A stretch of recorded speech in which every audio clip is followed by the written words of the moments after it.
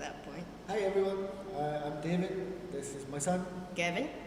and our little video today and the purpose of our channel is going to be showing, hopefully, how to make simple circuits using the Arduino. We'll make circuits using buzzers and lights, AC motors, servo motors, stepper motors, and a whole bunch of other stuff. We're going to start off really simple because we're simple people. Yes. Yeah. Alright, so step by step, the first thing, we're going to be using this breadboard that you can see on the screen. Now, first of all, it's a confusing name. Why is it called a breadboard? Any idea? It's not breadboard, but it's just like, in the reality world, this is what you can see. This is. What's a breadboard? A breadboard is like where Why you is can. it called a cheese board? Yes. You can call it any name, but it's actually called breadboard for a reason. Yeah. So what happened was, a long time ago, when guys were trying to make an electric circuit, they took a great big piece of wood, usually a breadboard, and they hammered nails into it. And then they wrapped wires around it and put in the components. That's a true story. Right? That's why a breadboard's called a breadboard, even though you don't put any bread anywhere near it. Okay, so let's take a look at this guy. Now, all these holes are very confusing. How are they connected to each other? Let me click on one. Now, using Fritzing, it tells you what is connected. So, you can see that this hole and all of these holes are all connected to each other. If I go down here, you can notice that all of these holes are connected to each other. If I come up here onto the blue line and I press that one, you can see something interesting. On this particular breadboard, all of these holes are connected in some dark and mysterious way. So, rather than talking, I think the best thing we can do is to show you what's going on. Okay. So the breadboard has one piece of metal, and if you connect anywhere in this area like that, right, for example, that metal is just connected to this line. If you ask why are they not connected to the sides or sides like this? You can actually see Yeah. how the metal is connected to each other. And if you ask why does this connect every single one of them? Because this is just the power line. So you can see the power line is Yeah. one solid piece of metal. that One goes big all the way long one, like this. Okay, now actually, this real breadboard is connected up slightly differently from the one on the screen. The one on the screen is connected all the way across. Yes, because it's one big piece of metal. But on most breadboards, you have this situation here. So one half and another half, and there's actually a break in the metal. So if you want to connect from one side to the other side, you would have to make a little bridge across like that. Now, breadboards are cheap, and they're made in a lot of different countries, and they're not always standardized. Sometimes you'll buy breadboards and they don't have the colors on them or the numbers on them. Sometimes the middle bit already has a bridge across it, sometimes it doesn't. So that's basically how the breadboard works. These holes here are connected. Now, how do I get power from this line down into there? Well, I could use a small cable or a piece of metal to connect them up. And now if you notice, they're all connected together. And that's basically how we're going to be using a breadboard. we're going to be using cables, small pieces of wire, like this guy here, and we'll be putting it into one of the breadboards. into a hole and putting it somewhere else on the breadboard, and the electrons will be moving through that piece of metal to make a circuit. Yes. Alright. That's how a breadboard works. Now, what circuit are we going to do first? We're going to make the buzzer ring. Ooh. Sorry guys, sorry. I dropped it. Got it? Yep. All So we have one of the buzzer, and we're going to make that work. Real close. We have a buzzer, Show and me we're going to legs. make them work. For an LED, the long leg is... Sorry. Okay. We'll edit that bit. Yes. Don't talk about LED, talk about the buzzer in your hand. Yes. Up close. So we have a buzzer, and one leg is longer and one leg is shorter. Why do you ask? Because the long leg is positive and the short leg is negative. Now, that's important. If we put the electricity in the wrong way, with a buzzer, it won't work. So we have to remember the long leg is positive. So we're going to connect that to our 5 volts. The negative, the short leg, will connect to the ground. Okay, so let's get started. This software, Fritzing, is very, very nice when it comes to prototyping. Now, over here is an Arduino. This is an Arduino Nano, the small one. And this actually can fit right onto a breadboard. So let's rotate that. And we'll pop it into the board. Okay, so that's it plugged in. And then we'll take our buzzer and we'll rotate that round. Okay, so red is positive, black is? Negative. Alright. Now, I'm going to look here for the 5 volt line. And you can see that the 5V is here. So I'm going to need to connect the buzzer to these pins here. Alright? So let's do that. Now, to make a cable, you just press and hold, and then take it all the way over and then make sure it touches. And if you've done it right, if it's connected up, when you move it, the cable follows it around. Okay, so basically, I'm using the Nano like a battery. Alright? Here, this will plug into your phone charger or the USB socket on your computer. And now we have ground, black. Now if we look GND, we have a few actually. We've got one here, and we've got one here. I think there's another one hiding somewhere. Okay, so let's take a cable from there. Oh, let's change the color, right? Okay. Change it to red. Alright, so let's take our ground, plug it in. Let's Change change it. that back. We'll change the color to black, right? Okay, now when we plug in our buzzer, like in this way, Yes. and when we connect up power to the Nano, you're going to get a very annoying sound. This will be the buzzer ringing and ringing and ringing and ringing and ringing, and it won't stop. And that will get very annoying very quickly.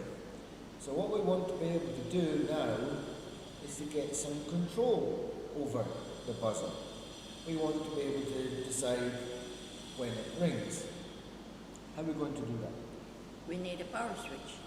We need a switch, alright? So let's find ourselves a switch. Just so happens that we have one here.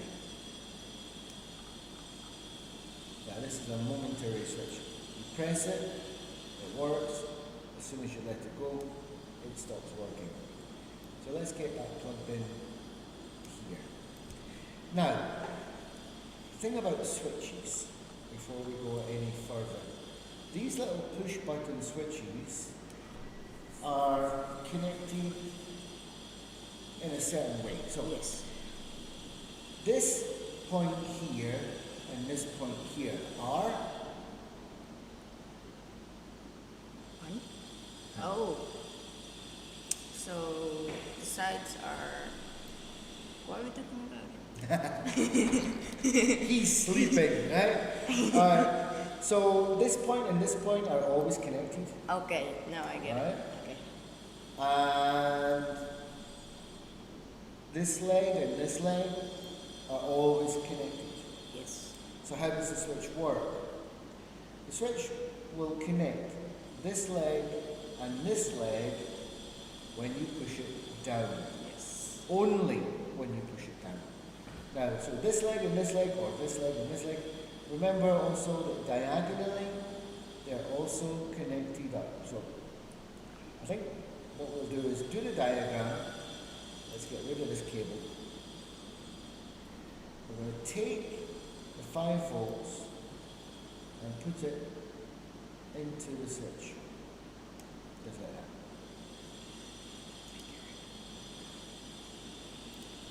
Now, what I want to do is, when I press the switch, I want the buzzer to ring. So I'm going to take from this leg here and bring it back into the buzzer. So,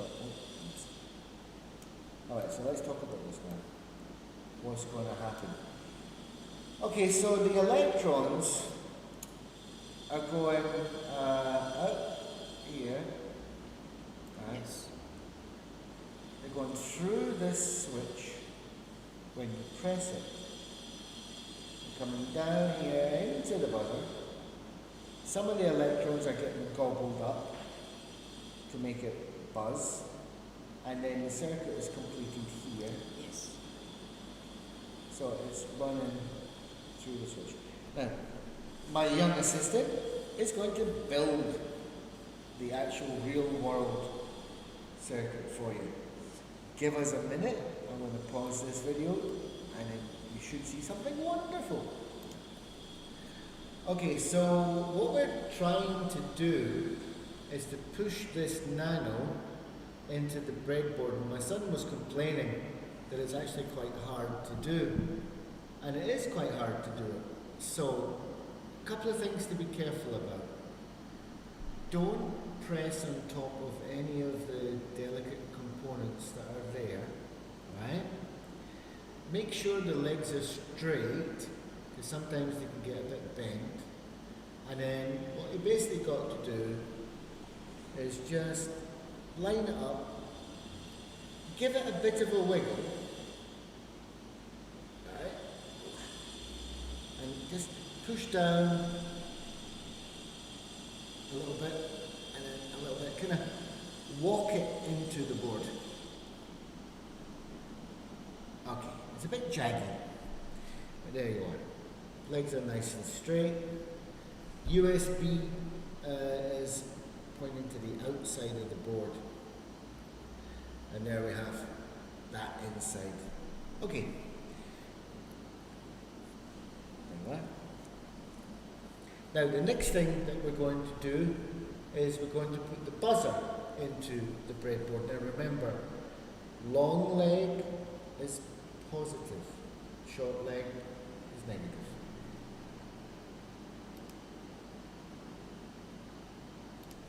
Okay, so Gavin has put the buzzer onto the breadboard. If you will show them up close.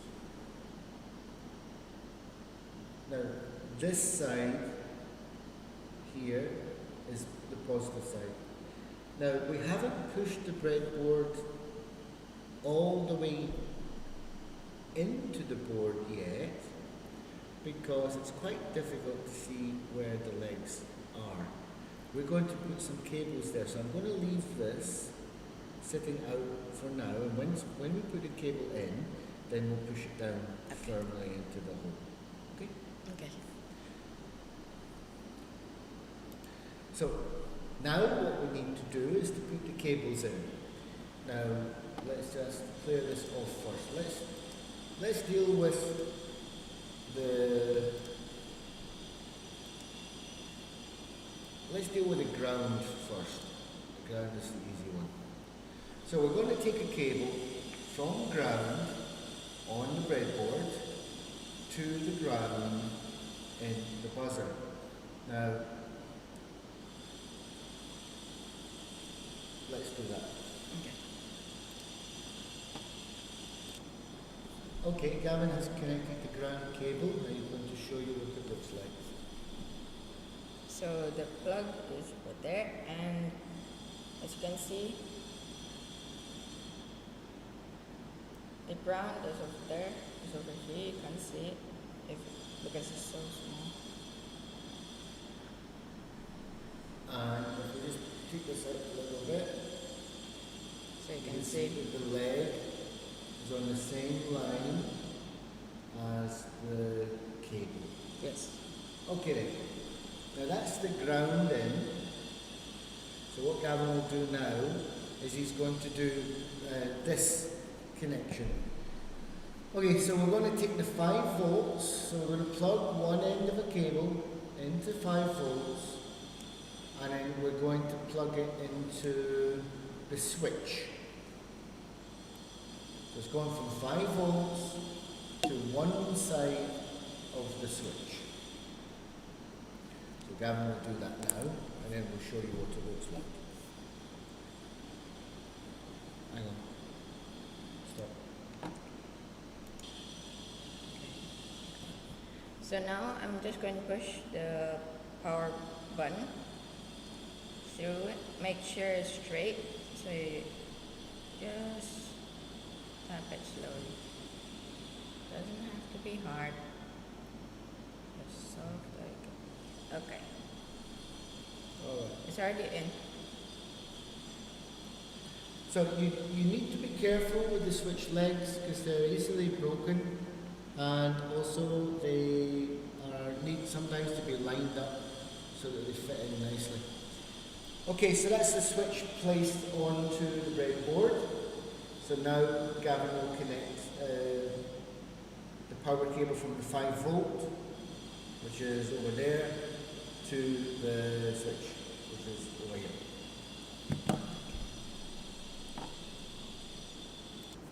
Up close and close. Okay, I already put the cable for the 5 volts to the button. This button here, right? And now we're just going to make sure it's C. So one thing to watch out for is make sure that the cable is on the same leg, same row as the Button. as the button, as the Yes. switch. So make sure it's on the same line. Sometimes it's easy to get it over to one side. Now, the next thing is to collect the cable from the other side of the switch to the actual buzzer. Now that's what we're going to do here. Now remember, the electrons are only going to move across the switch when you press it. So the 5 volts are going into the switch, but they're not going anywhere. The electrons are not going anywhere until you press that button. And then the electrons will come down this pin into this cable, and then they'll zoom across here and go finally into the buzzer, and then we should get it ringing. So Gavin will do that now. So I already put the cable right there, the yellow one, from the switch to the buzzer. So it's going from the switch To the buzzer. to the buzzer. And now we can push the buzzer down because it's already connected to the cables. Okay. What?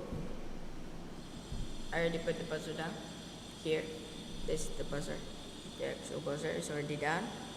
And the yellow buzzer from here connected to the buzzer here. Okay, so the plan now is that we're going to take a USB cable, plug it into there, and then we can plug it into a laptop or into a phone charger. I would suggest a phone charger, because if you make a if you make a mistake, you could blow up the USB power line on your laptop. So plugging it into a phone charger could be the cheaper option. These phone chargers usually give out about 5 volts, and that would be plenty of power for this. So we'll get that connected up, and then we'll start again. Bye! I didn't get shocked there, guys. I didn't get shocked there. Okay, we have our very, very dangerous power setup. We won't show you that. If one of us dies, don't be surprised.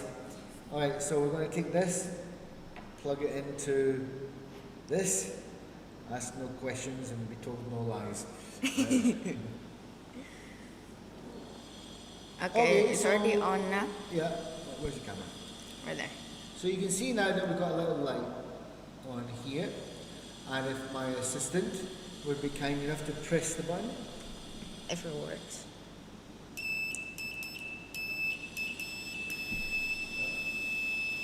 Yeah, that gets annoying really, really fast. You done? Okay, he's happy, yeah. Okay, I'm going to unplug that now. You have no idea how sketchy this power is. We're going to get this organised a bit better. This is our first video, we're complete amateurs. Okay, so what we've got is a very nice little circuit. This is our very first circuit. And we've learned a couple of important things. We've learned how a breadboard is laid out.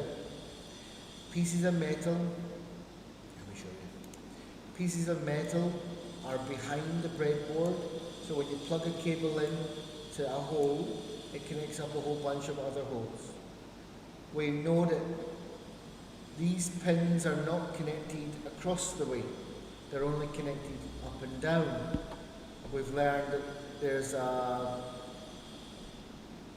bridge that we need to use here. These pins are not connected to these pins. So if we want them to be connected, we'd have to put a cable there. So we learned that. We also learned that the power tracks up at the top and down at the bottom are connected across the way. We also learned that some breadboards there's a break in the power track. So there's a break here, and there's also a break halfway across. 5, 1, 2, 3, 4, 5. So there's a break here. On this breadboard in the software there is no break. So that means that it would look a bit like that.